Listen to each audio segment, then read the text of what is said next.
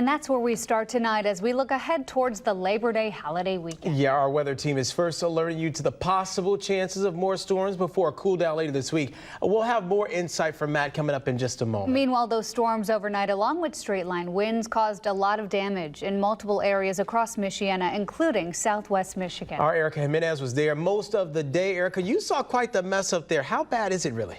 It's pretty bad. Lots of cleanup to do in Michigan, especially in areas like Union Pier. Down power lines, trees in the middle of the roads, and lots of people without power.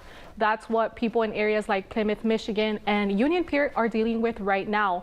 One home even being cut down the middle after a tree fell on it. At this time, there have been no reported injuries. Neighbors are in complete shock, telling us that they have never seen anything like this before.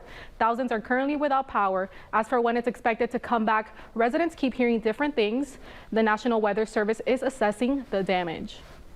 We were getting ready for bed and we heard winds picking up, and then we heard thump, thump, thump, thump, thump, and went to get in the closet, get in the bathroom so that we would be safe. I never heard a sound of wind that loud.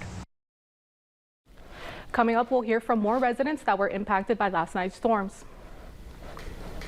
Just vivid descriptions from so many people there. Erica Jimenez with that reporting. We appreciate it. And with that, we aim to get answers on what's new and what's next. So let's go check in with First Alert Chief Meteorologist Matt Engelbrecht. Matt.